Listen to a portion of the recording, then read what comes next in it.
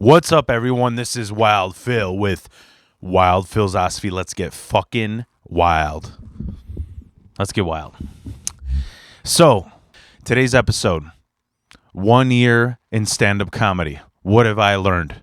And I hope, if you're a new listener, I hope you enjoy this video because I'm telling you, what's Wild Philosophy about? It's about my personal experience and wisdom, what I've learned. It's not about asking Chat GPT or reading some book about it.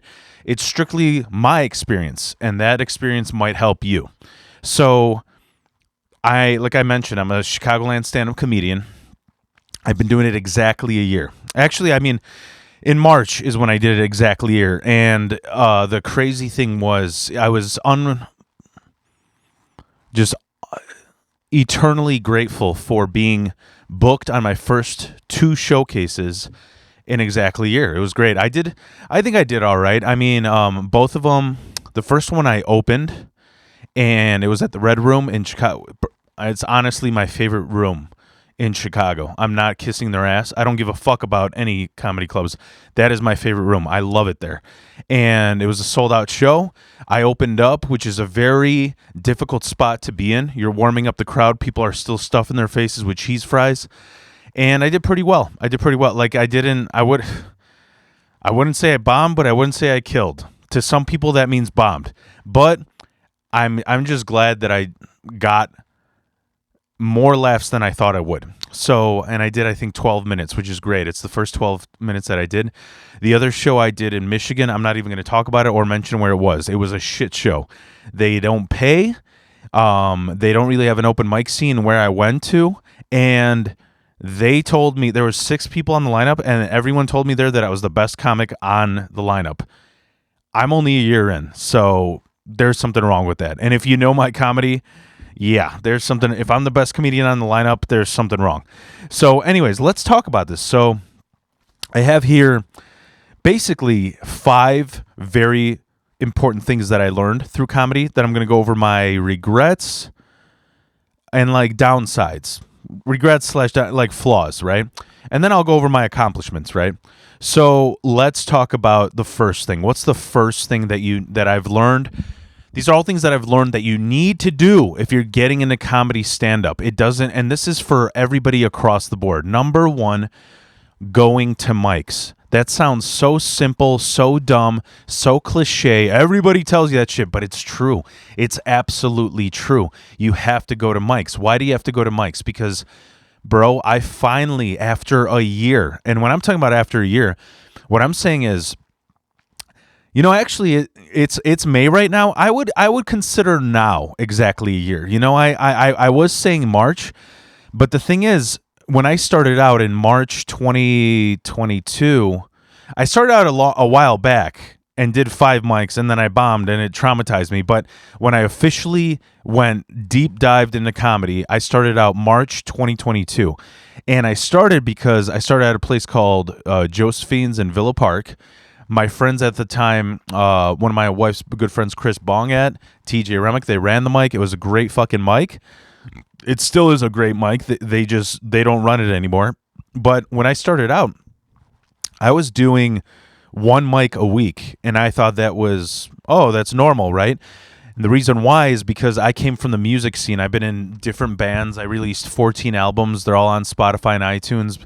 If you're really that interested, you can comment. But the point is that I was used to the music scene. And in the music scene, you don't usually play more than maximum 2 shows a month because you're going to oversaturate the market, especially if you're doing it locally.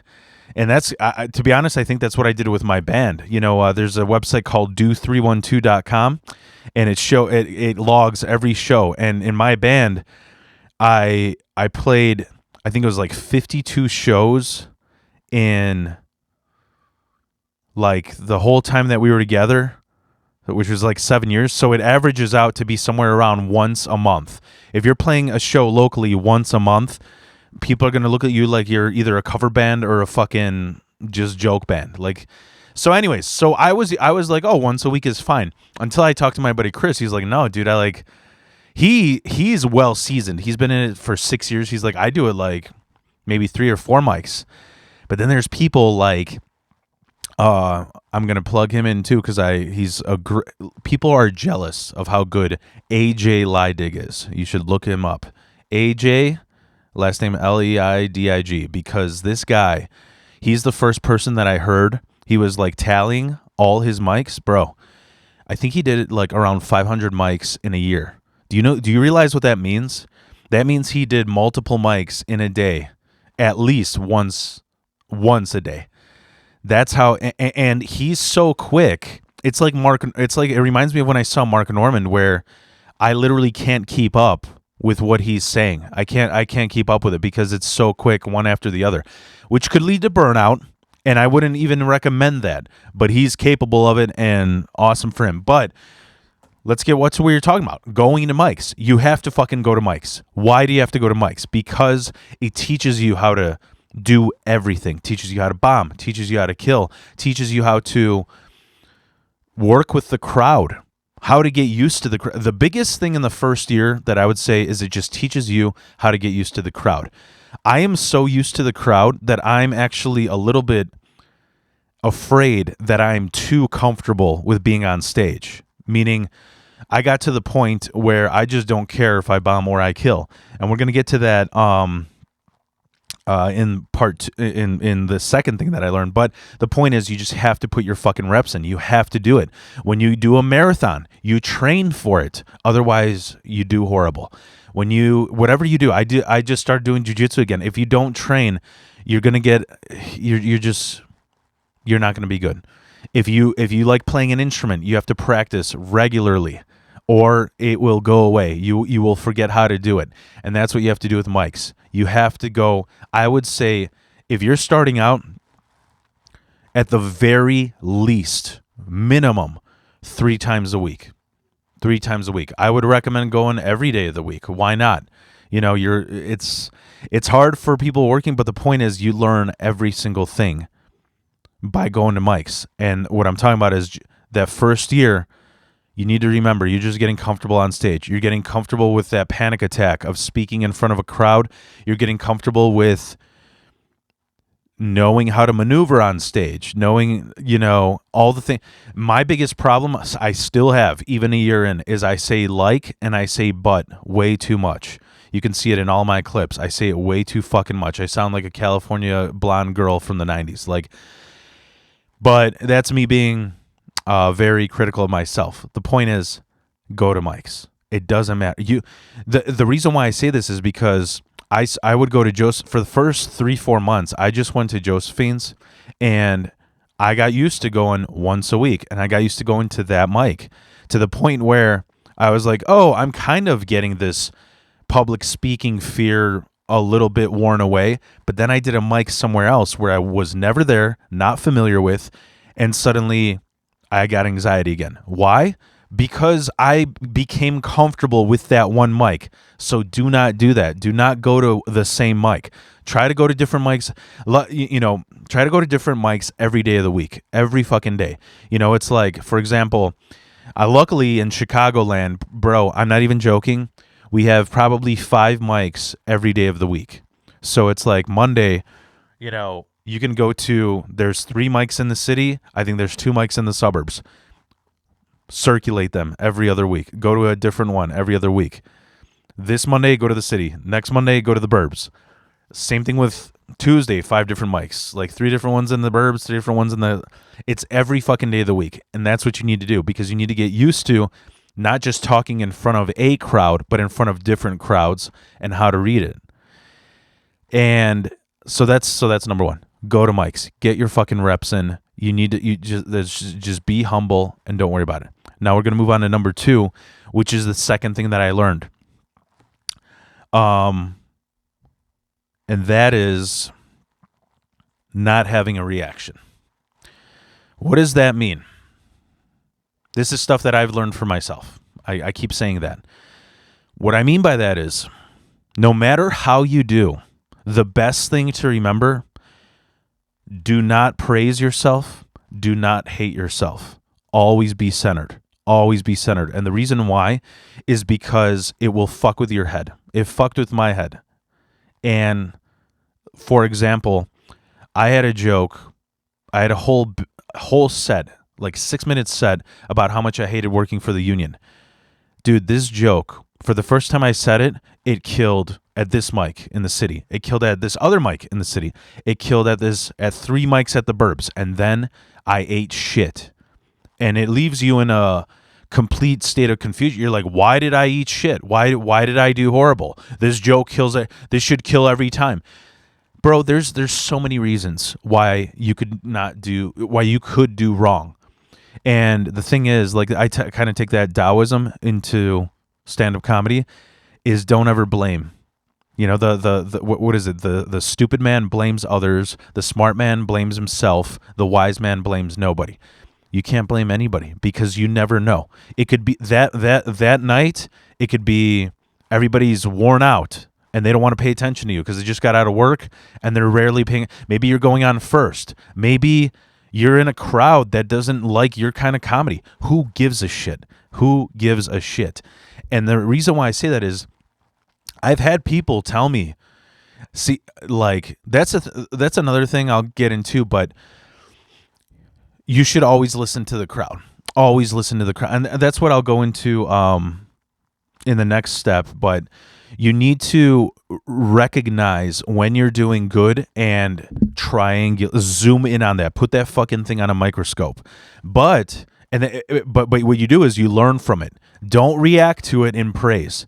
I've had so many people where after shows they're like, "Wow, you were my favorite one on the set, on that list." And what's your Instagram? Where do you have a, and they ask me about my podcast, and then I get like this high fucking praise. I'm feeling like the king of the fucking valley, like I'm running this fucking country. And then I do that same joke 3 more days, and every single time I bomb. Silence. Nobody laughs. So like, who the fuck is this guy? And that fucks with your head. And that's what I'm saying, is always remember, because here's the thing, like this union bit that I did, right? What I remember to do is to do it the same every single time. If I did it a few times and it killed, then that means there's nothing wrong with it. So the other times that I did it, maybe it's the wrong crowd, maybe they weren't like, they don't like my style of comedy. But the point is, if that's polished, that's okay. But don't have a reaction, because what that means, I mean, you should constantly keep polishing up and writing. But what that means is the moment you start doing that dopamine reward system, like, oh, I did great. I know personally at least 3 comics who have broke down crying in front of me, who I started out like doing it a year in, or they're even younger than me. They're like a half year in, and they broke down crying because they're like, I don't understand. I always suck at this mic, but I do well at this one. It's because you need to not be attached. Detach from those jokes. Now, next thing I'm going to go to is I'm going to talk about it also in the regrets, but number 3 is weeding out good jokes. Okay? That's the third most important thing. So number 1, let's go over it again. Number 1, going to mics. Number 2, not having a reaction, always being focused. Always being focused, Last thing I'm going to say about being focused is it's like jiu-jitsu. When we spar at the end of the day, you have 2 minutes to do as many reps as you can. You might be tapping 20 times. But if you won 20 times, you're not going to tap somebody and then go, "Yes, let's celebrate. Where's my chocolate fucking gold medal?" No, you just keep going. You just keep going. That's what I'm talking about, going into mics and not having a reaction. You just keep going. Don't celebrate. Don't praise yourself. Just keep going, because that keeps you focused. The moment you start having this high horse, your comedy gets worse and it fucks with your head, because you're like, what am I doing wrong? What you're doing wrong is you're not focusing on the writing, rather than you're focused on watering your ego. All right. So number 3 is weeding out the good jokes. What do I mean by that? Always record every single set that you have. I mean, every single one. People are like, how the hell are you going to do that? Easy. You don't have to record like you don't have to do video all the time if you don't like doing that. If you don't have room on your phone, you have so much shit. You can even do I do sometimes voice recording.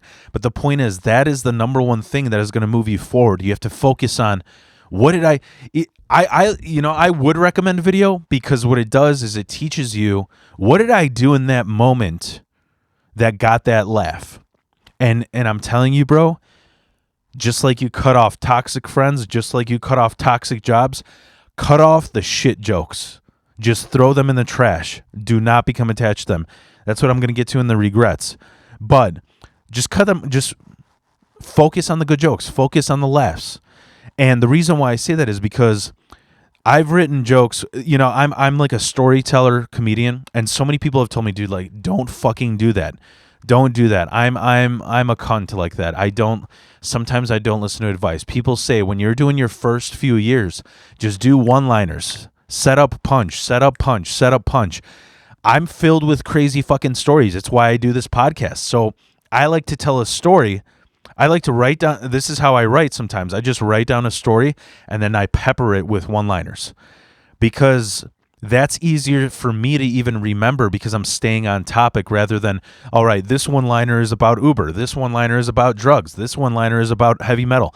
Like, I just like doing that. So you have to weed out the bad jokes. You have to, and so what I'm saying is, when I'm talking about when I'm talking about recording every single set, sometimes it's as easy as your demeanor that you did something funny.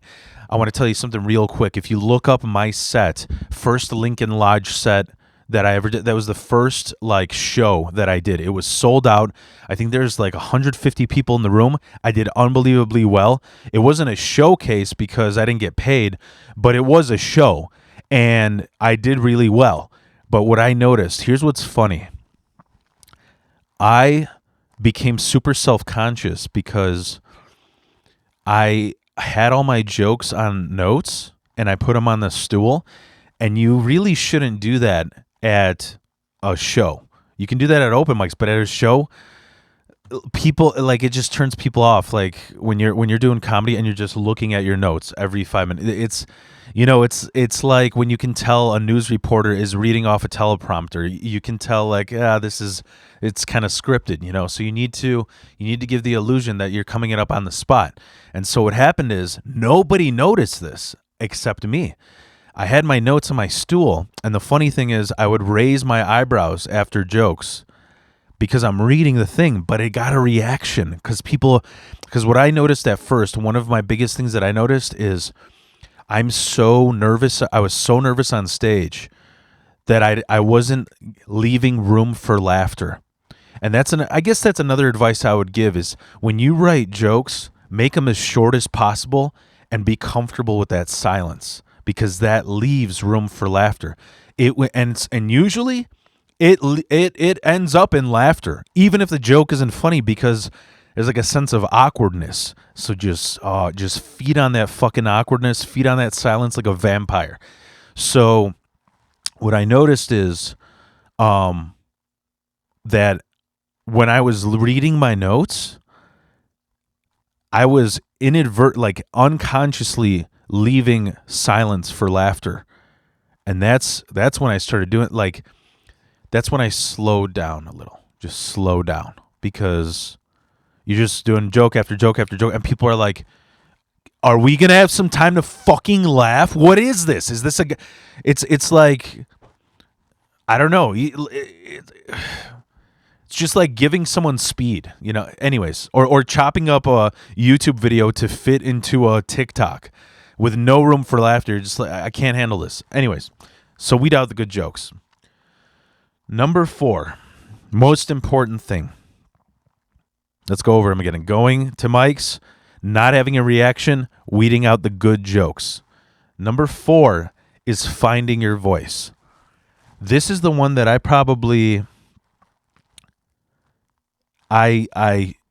think is the strongest thing that changed me, that affected me, because I have really dark humor. I have a unbelievably unique experience for my life. people, like, the shit that has happened to me in my life, I honestly don't know one person in my friend group or even in the comedy circle that has gone through shit like me. I mean, that could be the same for everybody, but what I'm saying is there's something that makes me Wild Phil and not just Phil. You know what I'm saying?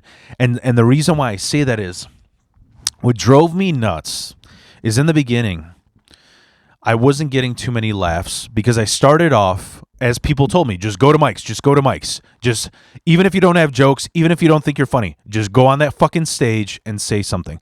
And I just started telling stories, which is, number one, unbelievably hard to fit into 4 minutes.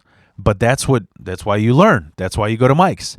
So I started doing stories. They were doing all right, but there wasn't any punchlines. So it was like, this is a stand-up mic. This isn't a storytelling, Ari Shaffir's This Is Not Happening. So I started learning how to turn them into jokes.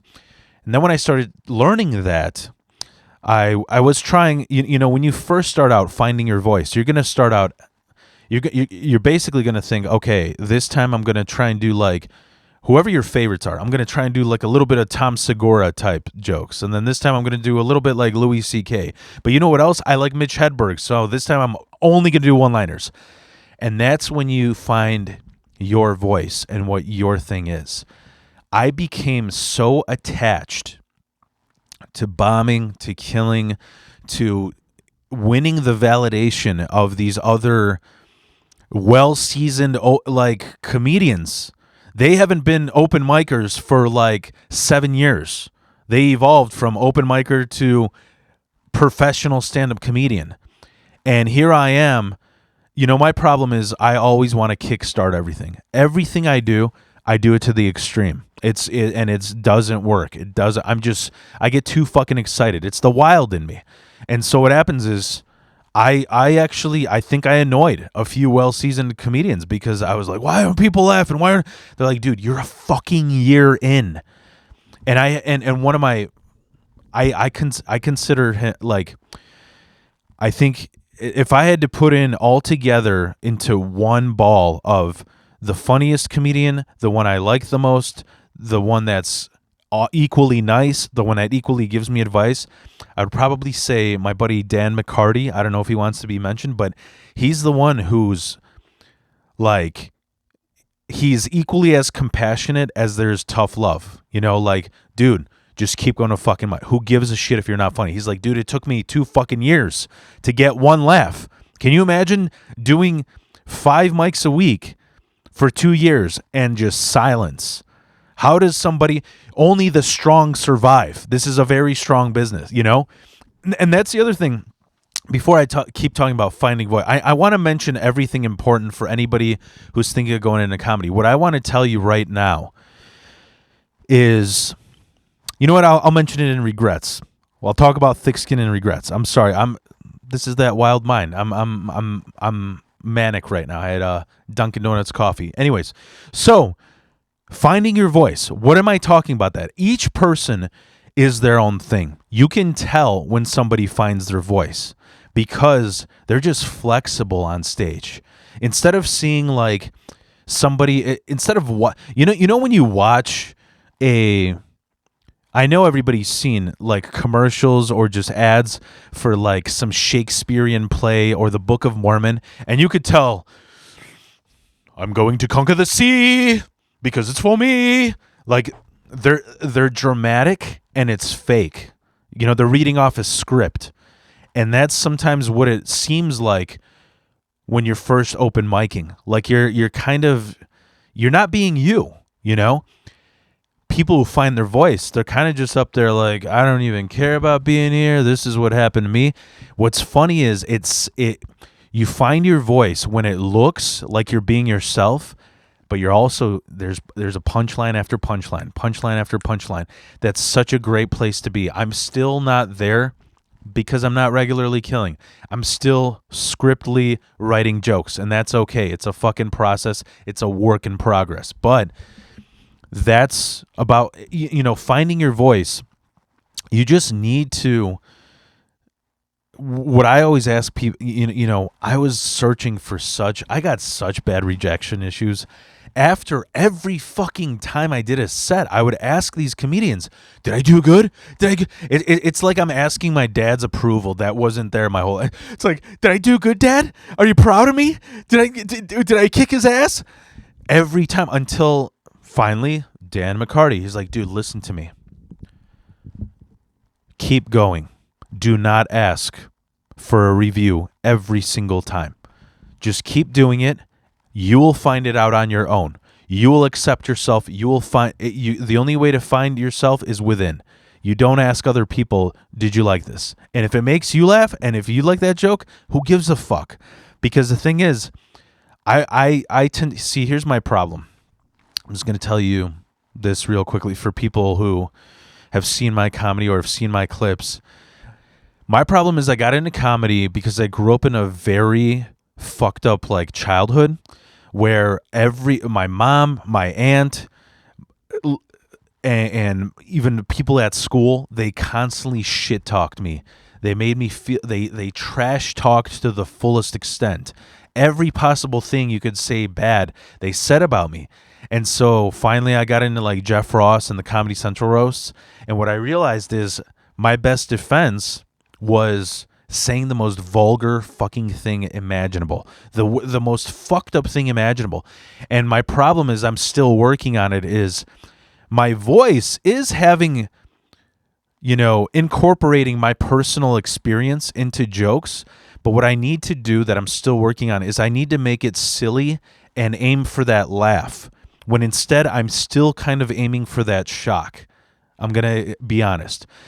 And it's not because I'm an attention whore. It's because fucked up things make me laugh. That's what makes me laugh. But the thing is, at the same time that I'm a work in progress, I found my voice. That's who I am. And I kept going to all these mics asking people, yo, is this me? Is this me? Is this me? And I was annoying these comedians until finally I took like a week break because I had a fucking mental breakdown. Every open micer goes through this where you get burnt out from the dopamine roller coaster of bombing nonstop, or you're not getting validation. And I took a week off. And that first day that I came back, I went on stage unprepared, just riffing. I was like, you know what? I don't give a fuck. This thick skin, I'm shedding my rattlesnakes. This new skin is stronger.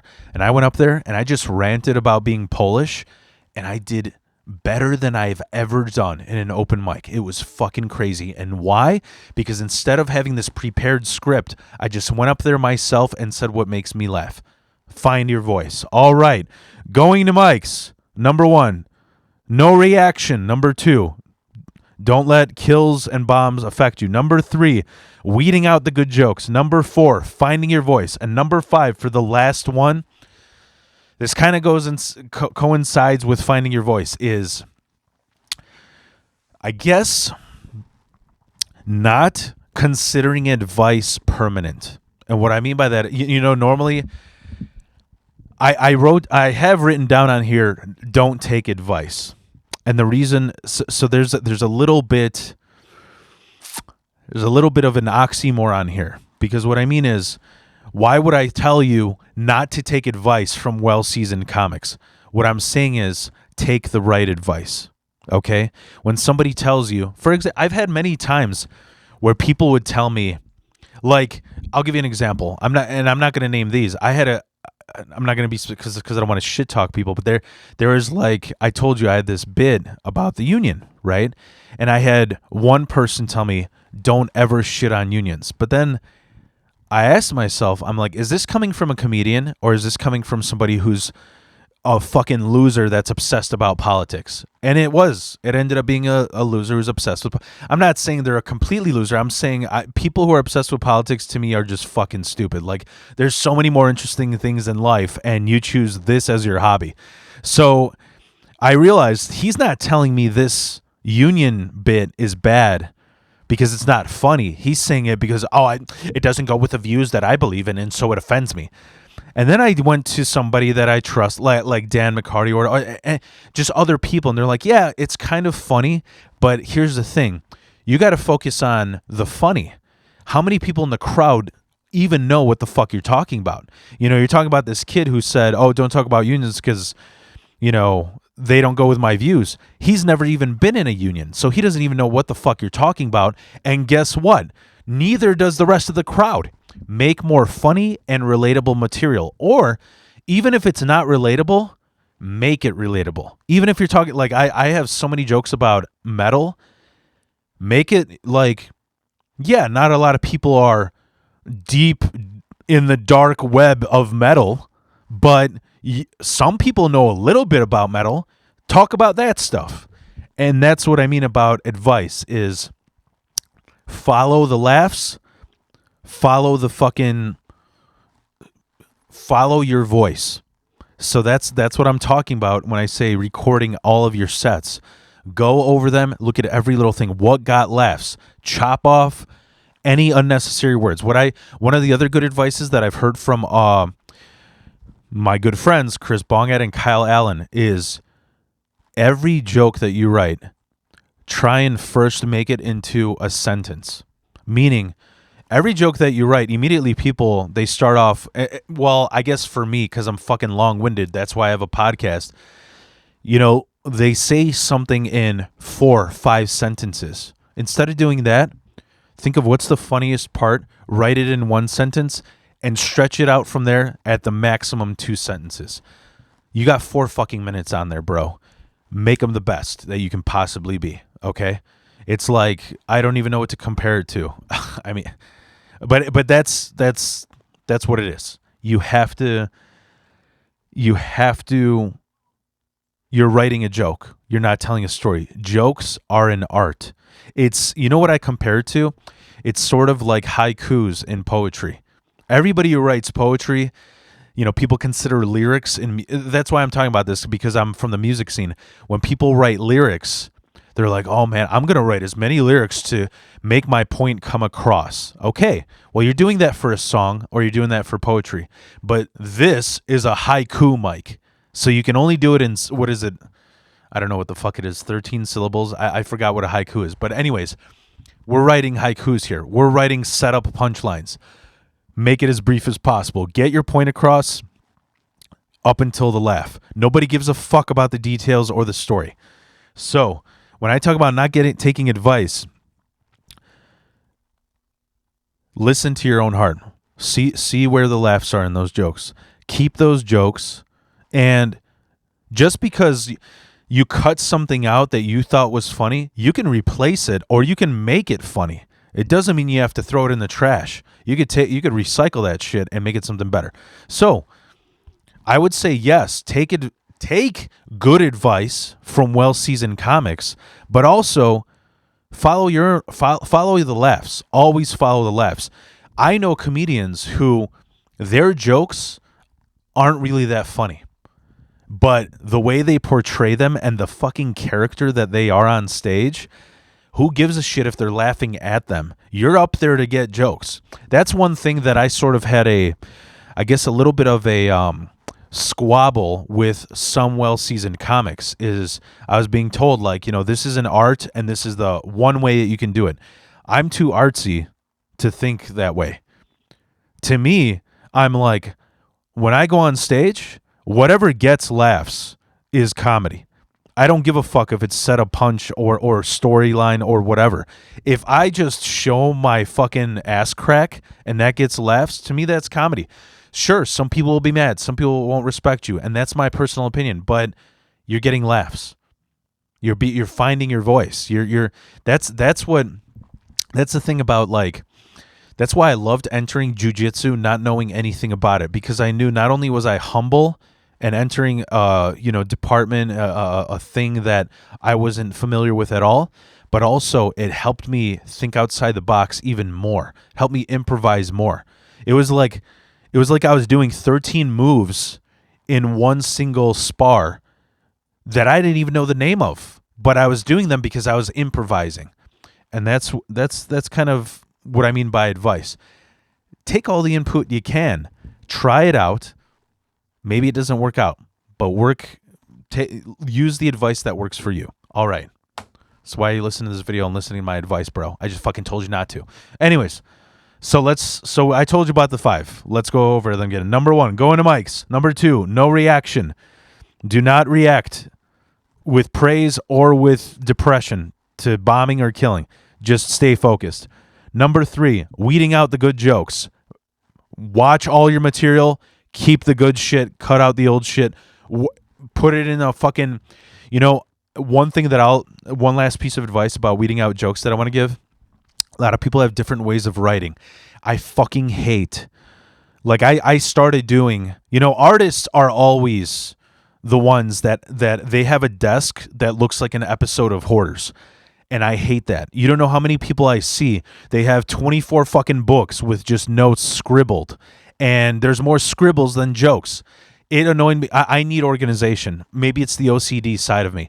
So what I did, which I would recommend, write them all on Google Docs. What I did is I wrote when I start a joke, I think, okay, what am I writing about today? I'm writing about drugs. Okay, then I write every single drug that I know, and then I web it out into what are the funniest stories I know about drugs, and then I web those stories out into set up punchline. And when I have the punchline, I highlight them yellow so that when I'm reading them on stage, number 1, I'm not reading scribbles because I have horrible fucking handwriting. Number 2, it's at a font that I can see. And number 3, I see where the punchline is. And when you change it around, you just edit it on Google Docs instead of having a book that looks like something from Arkham Asylum, just a shit ton of scribbles and fucking nonsense written. So that's how you weed out good jokes. That's my advice. Okay, number 4, finding your voice. Number 5, not taking bad advice, trusting yourself, respecting yourself. All right, guys, real quick, one last rule. This is I added this on the end, so I may not end up talking about it in the rest of the video. I'm trying to do this chronological, but one last rule that I forgot that's very important. You will eat shit for a very long time. You need to understand that. You are going to eat shit for a very long time. And if you're not able to handle that, you need to accept it. And for a very long time, what I would say is if you're lucky, and I'm talking about you're a fucking prodigy. I'm talking about every person around you says you're the funny guy in the group and you've always been funny and you've been around comedians. The least amount of time you will eat shit is 5 years. For the average person like me, even though I was like a class clown, it will take 10 years. It's the 10-year rule. That 10-year rule exists in music as well. Give yourself 10 years. Now, what that means is that doesn't necessarily mean, if a lot of people say if you haven't gotten anywhere so let me give you the difference in music and comedy. In music, they say if you're 10 years in and you haven't made any progress, call it quits. And that's kind of what I did. The reason why, because I was in a band that was either a trio or 4 people, and within 7 years we had like 30 different members.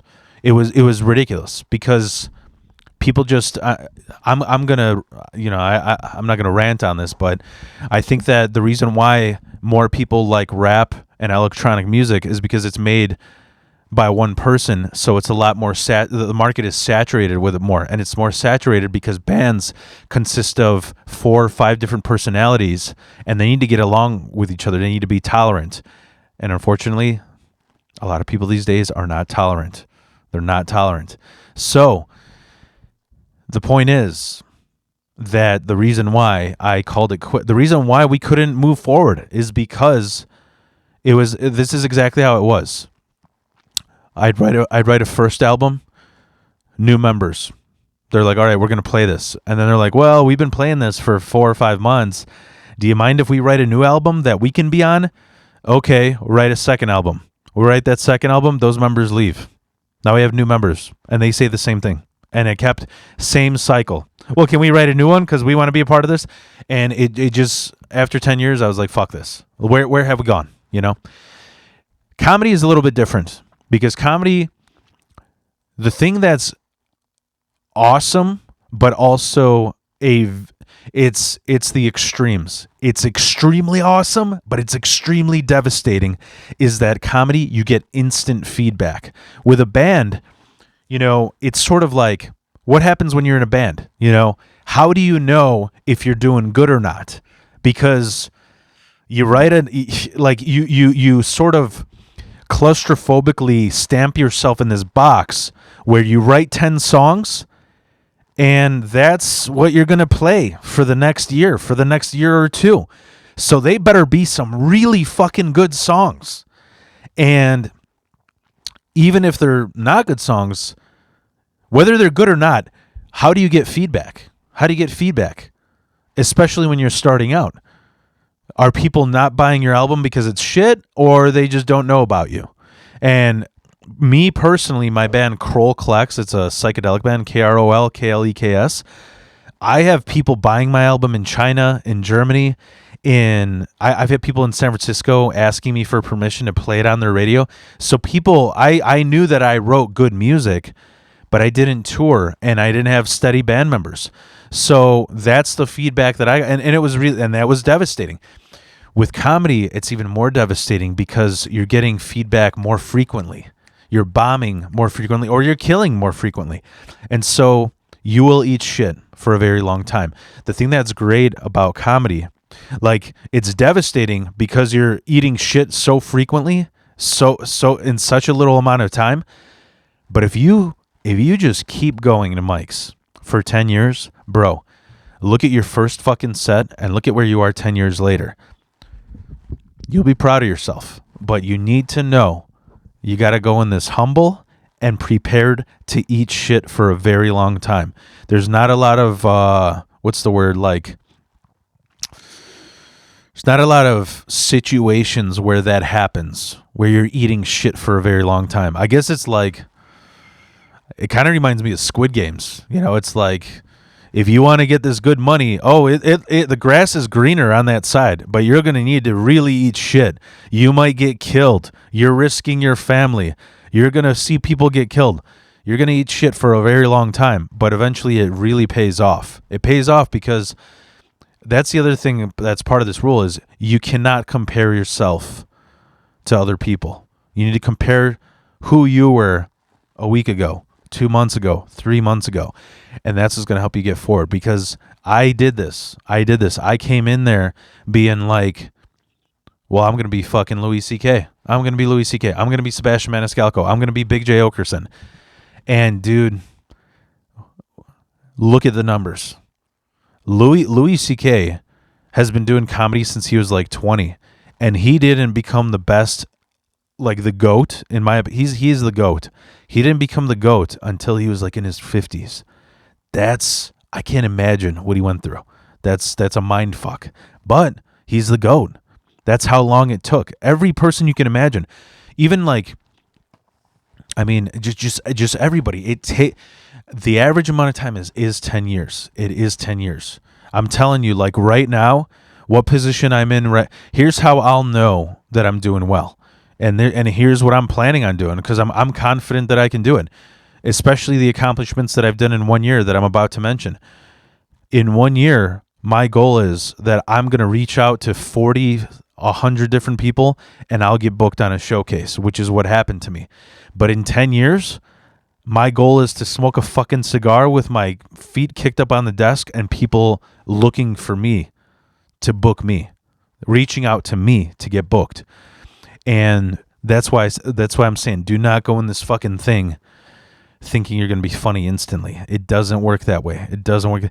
And you can see the difference. I recently, like 2-3 days ago, I saw the guy who was in my Lincoln lot. He was my teacher, Chris Higgins. Bro,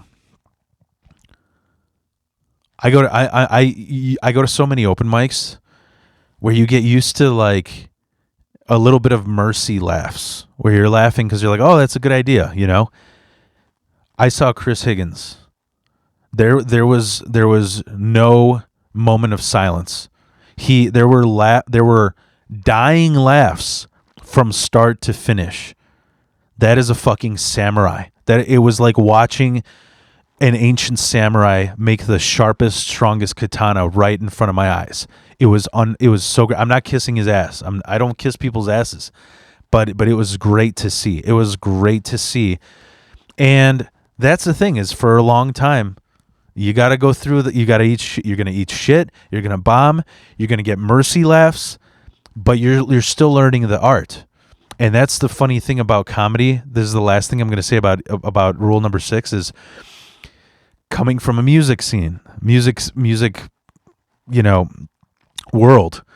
What I thought was hilarious is every world that I'm enthralled in, I don't enjoy it as much because I'm trying to get better at it. So when I was at my peak in my band, where I'm selling records across country, I would see bands that I like, and I would go to these concerts. And when you go to concerts, it's a magical experience. It's a fucking, like I always talk about, I love shows when you have a perfect mix of stage presence and music. I hate when you see, here's a prodigy nerd who's drooling on stage. He looks like the guy that got shoved in lockers, but he's the prodigy he's amazing on guitar. There's no show presence. Or I hate the shows that the whole thing is a fucking joke. They're dressed up as furries, they're jumping around and throwing shit in the crowd, but musically they suck. You need a balance of both. So in the music scene, what the fuck was I talking about? God damn it. My mind is racing way too much. I'm too excited about this. Oh, so what I was saying is, like, when I started doing well in my band, suddenly that magical experience sort of like faded away, and it became mentally a roast. Like, I would see my favorite bands and I'd be like, why the fuck did he go there with that song? Why would he go to that chorus with this chord and then go up again back into this verse? That doesn't make it. And then have an outro just out of nowhere. That song is so good but written so bad. Like that's what happened when you're a musician and you're in the crowd of a concert. And that's what happens in comedy. Is sometimes I used to get so jaded in the beginning. When I tried it 5 years ago, I was so jaded when I would go to shows and I'm just like, this person, why are people laughing at this? This isn't funny. Number one, that's my voice. Maybe this isn't funny to me, but it is funny to other people. Number one. Number two, when you're a comedian watching other comics, you're kind of half laughing at, oh shit, that's where he went with that joke. That's how he sort of 180'd the idea and then fucking kamikazed you with this idea. So you're kind of laughing because you're respecting the art as well.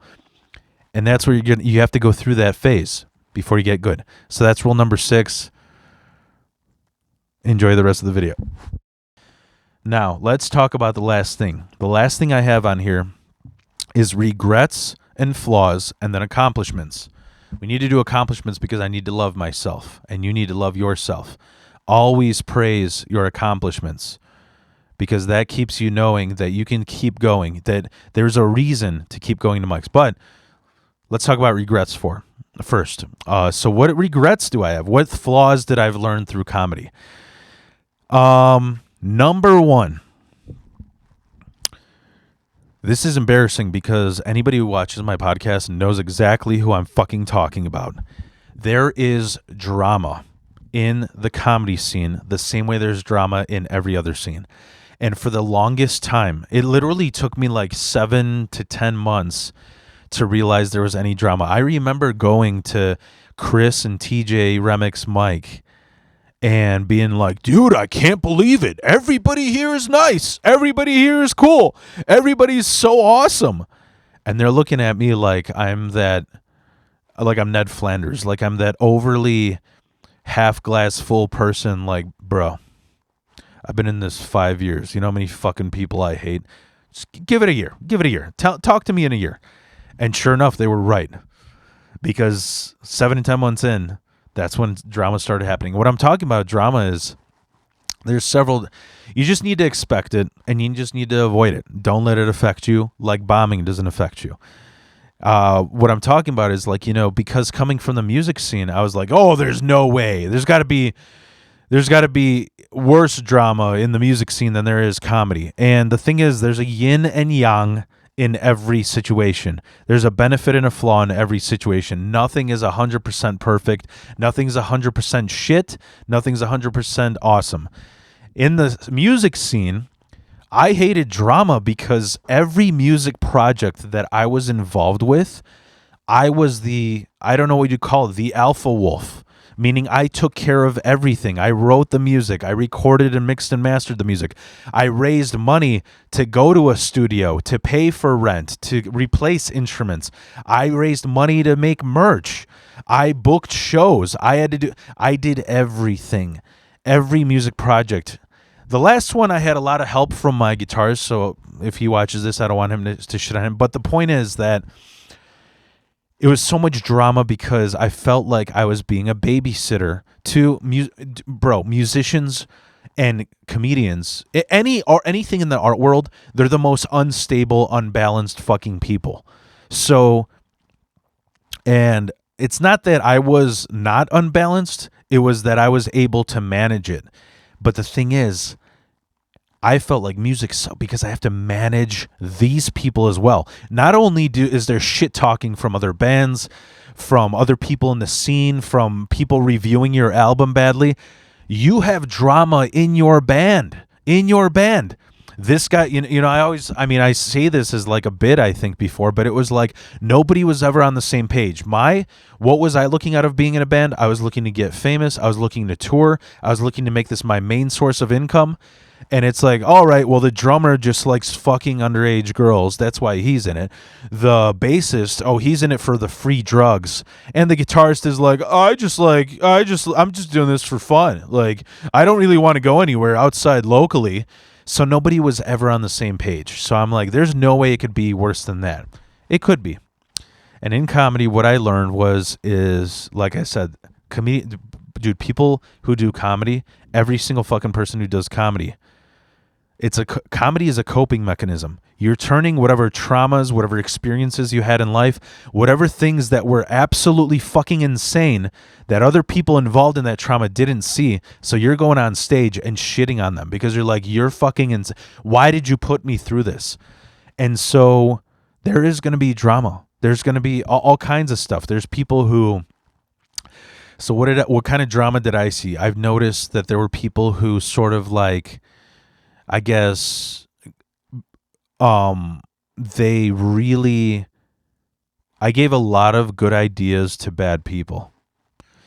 You know, when people think about stealing, they think of just like Amy Schumer and Carlos Mencia. You're just stealing jokes. I have, being a comedian, I have ideas for skits that have been stolen. I have ideas for shows that have been stolen, even being a year in. And it's just something, I wouldn't, unless you trust the person 100% I wouldn't share that stuff. And that's another reason why you record everything, because if something is stolen, you can call them out. You can be like, yo, I had this idea then. You know, I was just talking to somebody the other day.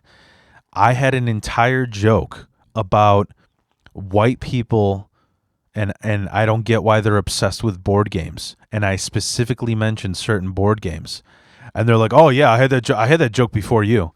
I'm like, "Dude, I did comedy a year longer than you, and I have it on tape. Is that what you have?" He's like, "Oh no, I guess it's yours then, because you I don't have any proof." It's like, yeah, you're fucking damn right, because that's how. And there's just a lot of leeches. There's a lot of leeches. These people are begging for validation, so they're going to do anything to get it.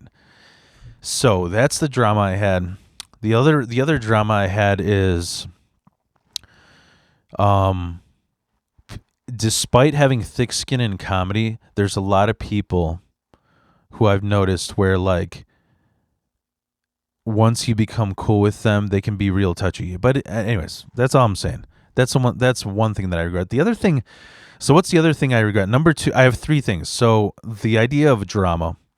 The number two thing is, I would say, making friends. I'm going to sound pathetic as fuck, but the point is, I straight up suck at making friends. I'm a weird fucking person. I kind of didn't have any good friends my whole life. Like, they didn't last long because the fucked up things that happened in my life shaped me, which made my experience unrelatable to anybody else. And oftentimes when people aren't self-aware or empathizing, they're just like, yeah, that guy's just a fucking asshole. That guy's a piece of shit, or that guy's weird. Not realizing like, well, I'm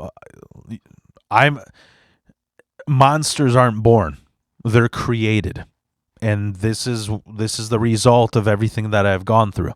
And so I kind of went into the comedy scene thinking like I could immediately make friends. And you know, the truth is, it's not a place to make friends. It's not a place. I mean, you could make friends, but for me, I still haven't really, and that's the thing is like, I keep mentioning jujitsu because jujitsu is as much of a revolving door as the comedy scene. There's people who try it out, they fuck up, or they get hurt, and then they leave. And there's new people all the time. There's new people all the time coming in and out, leaving, coming back. And so oftentimes I think what I noticed is well-seasoned comics are not only jaded at just doing comedy, they're jaded at the scene. They're jaded at, all right, here's this open micer. Here's a new fish. He thinks he's hot shit. He thinks he's going to be the next Louis C.K. And they don't even, I've been in this for 10 years. They don't even know this. They just dip their toes in an ocean. And I've been fucking swimming in it in 20,000 leagues under for 10 years. And so what happens is,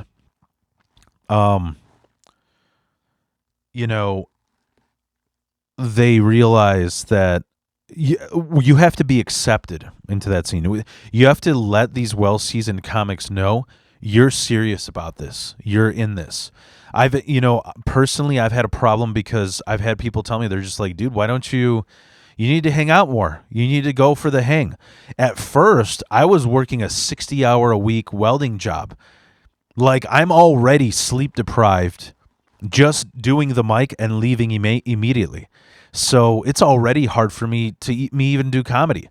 Recently, I've saved up so much money doing welding so many years that it doesn't matter. I have the ability to get good sleep, but now what the issue is like it's not that I have the ability to get good sleep. It's that now I'm less worried because I'm not welding at a shop. But the thing is, I have a sleeping disorder. I have sleep epilepsy.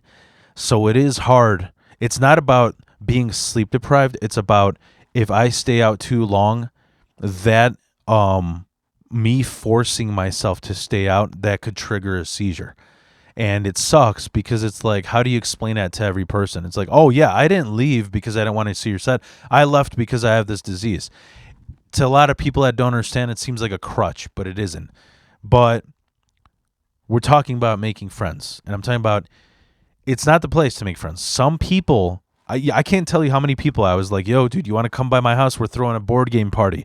We're throwing my birthday party. And people are like, dude, I'm sorry. You're a great comic. I love talking to you. I love like getting feedback on each other's jokes, but I'm strictly in this to do comedy. I'm not here to make any more friends. And so I guess that would be like a regret is, I don't know if I'd call myself clingy. I just am always looking for friends because I suck at it. So anyways, that's the third thing. Now let's get to the last fucking thing of regrets or flaws. And this one is, I'm glad I'm talking about this at the end. This is the cherry on top because this is the most personal for me. And it's something that I don't hear a lot of people mention, which is being hurt. The two things that hurt the most for me, Wild Phil personally. I bet you're thinking, oh, it's bombing or it's rejection, not getting booked on a show. No, those things don't bother me. Actually, bombing is a learning process, number one. Number two, there's a lot of people who are jaded for not getting booked. Bro, maybe you're not doing the work or maybe you're just not writing well. Ask yourself that. Are you doing the same joke for 2 years? I know jaded comics who have been in this for 5 years. They're still doing the same fucking joke they did 5 years ago, and they're bitching about not getting booked. I'm a year in, and I can see through, right? Like what, bro? Really? How do you not know this? But if you're not getting booked, like, That's nothing to get angry about. You will get your time. You need to email, and then you need to be self-aware of your own jokes, or you ask for advice. What could I do? What do I need to do to get booked from Well-Seasoned Comics? So, but those aren't the things that hurt me. You know, there are two things that hurt me the absolute most. And this is because, like I said, I got a really unique experience in life. I'm a huge proponent of individualism. So what hurts me the most, they work together. Number one, what I will say is it hurts the most when you write a joke that you think is foolproof, fucking hilarious. It is the diamond you found in the mind. You like write this and you're like, oh my God, this, it's like, when you see comedians, even on like the fucking Big Fish, right? Whoever, Tom Segura, Sebastian Maniscalco, and you're like, oh, they told this joke in 2 other specials because that joke is so good that they say it for decades because it's so good. I hate it when I write a joke that I think is so good, and then you go out and try it, and it's trash. It's absolute trash. And so what's the process? So I'll talk about the process after I talk about this. I'm sorry, man. My mind is all over the place. But I hate that. I hate that because the thing is,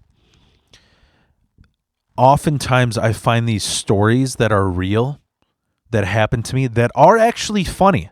If we were sitting around a fire, fucking smoking cigars and just talking shit, people would be howling at the fucking moon with laughter. But we're not. We're doing it on stage. We're doing it in this like comedy art. This is a martial art of comedy, and it doesn't do well on stage, and it drives me insane because I'm like, man, I thought this was great, and it wasn't. But number 2, what coincides with the number 1, the thing that hurts me the most, that I hate, but you have to deal with it, is when you say something that you think is trash, but it does amazing. And you ask me, well, why would you hate that? Because I just think it's stupid.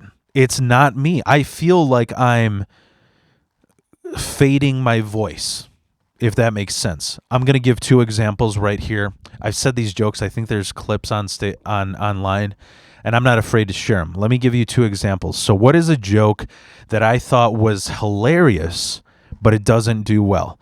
I had a joke where I talk about how I think that God, after becoming a stepdad, I'm pretty sure God is a narcissistic teenager who talks in third person.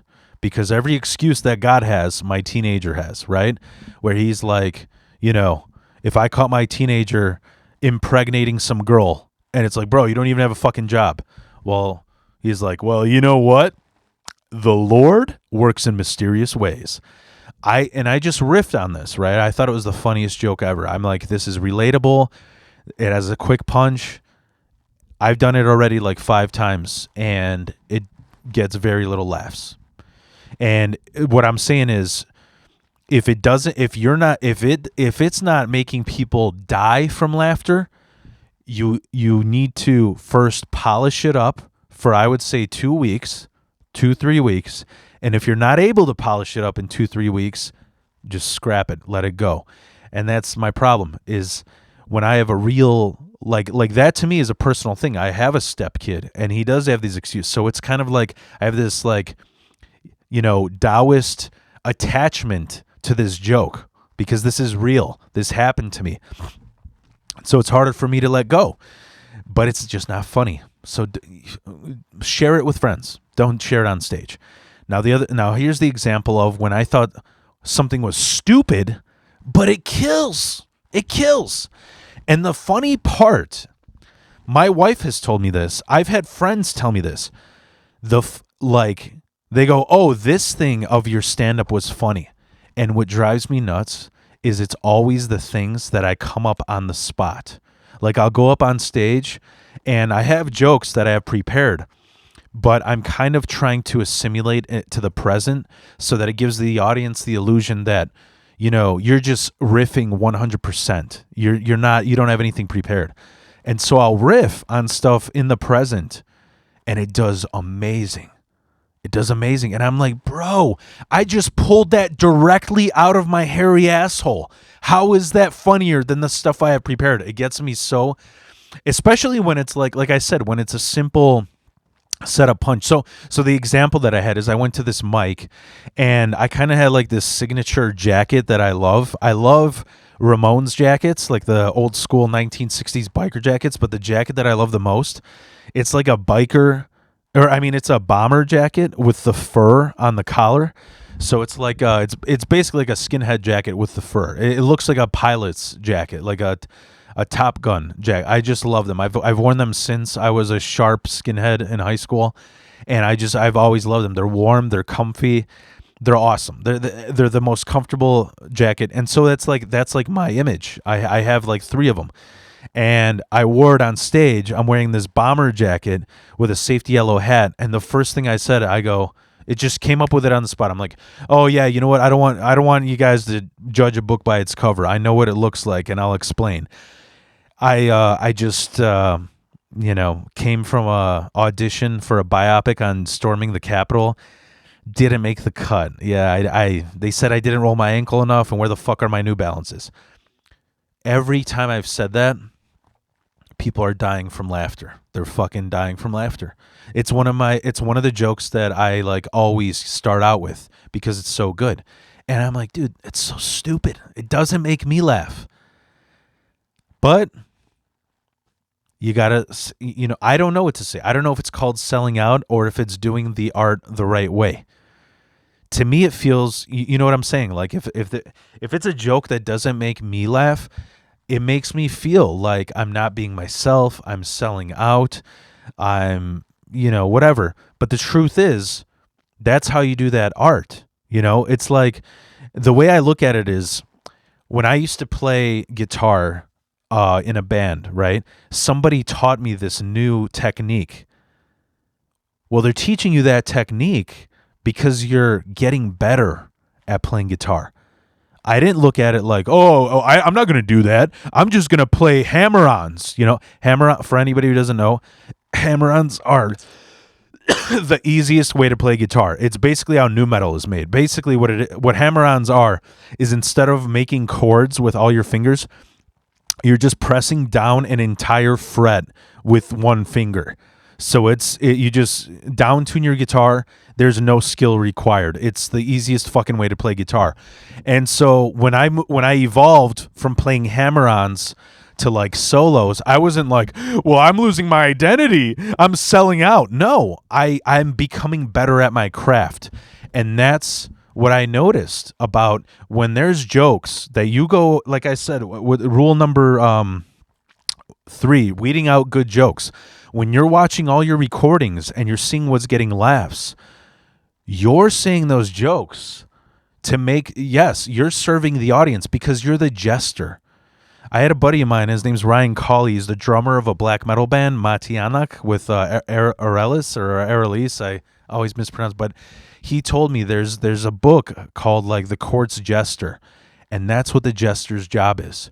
You are making the king happy so that he doesn't make stupid decisions. So your job is to get those laughs. That's the job of a stand-up comedian. Your job isn't to express yourself. It's the job to get laughs. And because that's your joke, that came from your mouth, from your experience, you're not selling out. You're perfecting your craft. So stick to those jokes. Now, let's talk about accomplishments. I'm talking about these accomplishments half to stroke my own ego and ejaculate all over my own face, and half to give a little bit of context on what I've learned. As far as like, is this a good thing or is this a bad thing? What accomplishments do I have? Well, in this year, I have 2 6-minute polished sets. Absolutely polished, perfect sets. How do I know that? Because listen, y'all are going to fucking hate me. A lot of well-seasoned comics, they hate on this, and I see their point. And what I'm talking about is, Chicago is kind of famous for the Lincoln Lodge. For people who don't know, Lincoln Lodge is like the Comedy Store of Chicago. I think it's, next to Laugh Factory, I think those are the two biggest beginner clubs. Obviously everybody knows Zanies, but Lincoln Lodge is a good fucking place. It's a good place. There's like 8 rooms in there. That's why it's comparable to the Comedy Store. There isn't 8 rooms at Zanies. There isn't 8 rooms at Laugh Factory. And they have classes there. Why did I like the classes? Well, first of all, if you're not funny, you won't do good in the classes. You won't. So you do have to be funny. What do the classes do? What did they do for me? Now, this is the pros of the classes, why I would recommend writing groups for comedy or comedy classes, because the comparison I tell everybody is, if you're an accountant that counts with your fingers, these classes teach you to use a fucking calculator. That's what they do. They just give you all these little, like the rule of threes. I actually had a well-seasoned comic tell me, bro, you are obsessed with the rule of threes. Every joke you have is rule of 3. What that means is that when you give 3 examples, they're naturally funny. It's a weird fucking thing. It's kind of like that weird psychological thing where people are always looking for faces. When they're like, I saw Princess Diana's face in a slice of ham. For some reason, we're always looking for faces. That's why when we look at clouds, why do we always see faces? We don't see Godzilla, or we don't see a car. We always see faces. So with comedy, for some reason, the rule of 3 is a good rule, like giving 3 examples. So, and I was overusing, but it taught me how to write those things. Not only that, it teaches you. The classes taught me to write about your own experience. It kind of helped me in finding your own voice. For example, I used earlier in this video the example of drugs, and this is I forgot what it's called, but it's writing a web. And what I'm talking about, a web, is you give a very vague topic like drugs, and then from that you web out every drug that you know, right? And from that you web out every story about those drugs. And what that naturally does is, this fucking person next to the left of you has a different story about weed than you do. And same thing with the person to the right of you. So there's endless amounts of material because we are individuals. That's a cool way to write. Just think, like, seriously, just write the most, make the most vague topic, right? So in the middle, put work, and then web that out to all the jobs that you had. And then from that, each job, write a funny situation or a ridiculous situation. It teaches you how to write better. Now, those are the pros of being in a class. The cons of being in a class are they coddle you. They the thing is, in regular stand-up comedy, it's your job to find your own voice. That's what I was talking about, like kind of not taking advice. It's your job to go over your material and you to find the right way to do this thing. It's funny because that's what makes it an art. When you do something that's strictly not artistic, right? Like welding or like being a mechanic, there's only one right way to change oil. There's only one right way to weld aluminum, right? When you do art, because you're expressing your individual self, before you do that, you need to find the most efficient way of doing that. And that's why everybody has different rituals. They have different ways of writing. They have different ways of like sitting down and creating new material. And so that's why it's an art.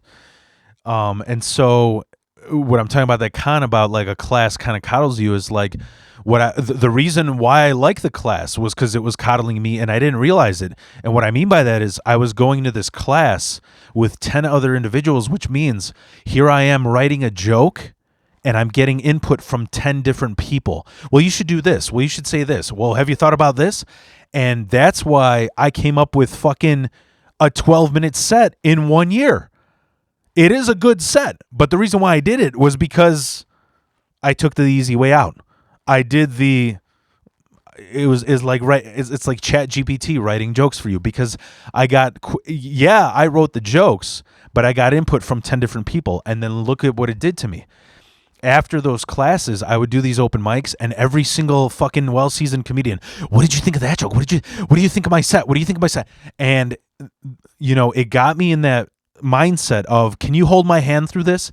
And you need to find it out on yourself. So, yeah.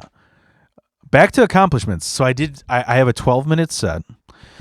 Then I have an entire 12-minute set that I completely wrote on my own, that I found my voice. That's another accomplishment. The other accomplishment I have is I run my own mic. I have a friend of mine from my old neighborhood. I grew up in Dunning. That's the name of the neighborhood in Chicago. Either Dunning or Montclair.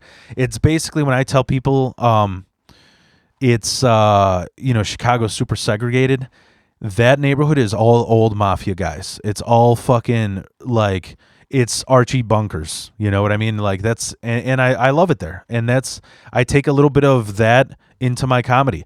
And so I had a friend, Carla, who, she's the manager of a bar there. And I'm like, fuck it, why not run a show here? And I'll be honest, it is not professional. It is probably the worst showcase you can do. I admit that. Well, it's not the worst one. The one in Michigan is the worst. But it's the worst show. Actually, no. The one in Michigan is the worst, because I actually pay my fucking people. But the difference between my showcase and other people's showcases, I don't sell tickets. What I do is I pay. You get pay based on how much the bar made and donations.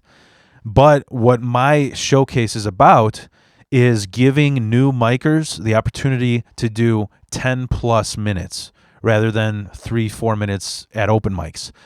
And so that's my thing. That's what I provide. Yeah, I'm probably not going to get the well-seasoned guys wanting to do my thing. That's cool. But I'm proud of myself. I set the whole thing up. I host it. It's fun. So that's another accomplishment that I have. And what I've learned is, what's the downside to that?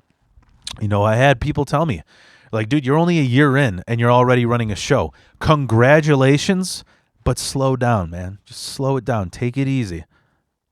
Roll with it. So, and then the last accomplishment, I would say, what's the last accomplishment? I guess there's two more accomplishments. The other accomplishment I have is I'm completely comfortable on stage, which I love. I think that to me is my favorite accomplishment. I thought, like, bro, I have panic attacks. I have been medicated. I feel it feels crazy to me that I'm able to go on stage and not go into a complete panic. That's something that I never thought would happen, and that's why rule number 1: going to mics. That feeling goes away. I promise you. But just like me, you got to throw yourself to the wolves, and each time you throw yourself to the wolves, you get better at it. You know what to do. You know which wolf is where and what to do to manage that situation. The last accomplishment, I would say, I mean, this isn't like in any chronological order, because this isn't like my best one. The best one is the getting comfortable on stage. I did a roast battle. I guess this is a big accomplishment because I did 2 roast battles in 1 year. I did 2 roast battles. The reason why that's a big accomplishment is, number 1, you get this pep talk every time you do roast battle in Chicago is, why are you guys in this room? That's what they say. I go, because a lot of comedians are fucking pussies. They're sensitive pussies. This is the guy who runs roast battle tells you. He goes, you got enough thick skin to go up there and have somebody tell you every single fucking flaw about you and make fun of it. That's why you're here. So think about it that way. The other thing is, I'm not going to name the names, but there's people who are the top roasters in Chicago right now, and I've heard stories about them going home, crying their eyes out, them fucking it up because you're hearing every horrible. This is literally the worst. It's a roast. It's the worst position you could put yourself in. And so I feel good about that. I feel great about that because, once again, I threw myself to the wolves. I did well. I learned one thing from that, and that is roast the ones you love. Because the first roast, I roasted my buddy Chris Bong at, and I didn't win it, but I had a lot of fun. At the end of the day, that's what it's for. It's about having fun. But then the next one I did, I don't even want to get into it, but because it's part of the drama, I was very angry at the person that I was roasting, and it did not come off great. I don't even think they aired it because of how really like intense it was. Like I literally had people tell me like, dude, you looked like you were gonna bite this person's fucking cheek off. So roast the ones you love. All right, I hope you enjoyed this video. If you got any questions, I guess comment. Thank you for getting wild. And it feels great to be in a year in comedy. Maybe I'll do this again in 5 or 10 years, but I hope this helps you out in your fucking comedy. Peace.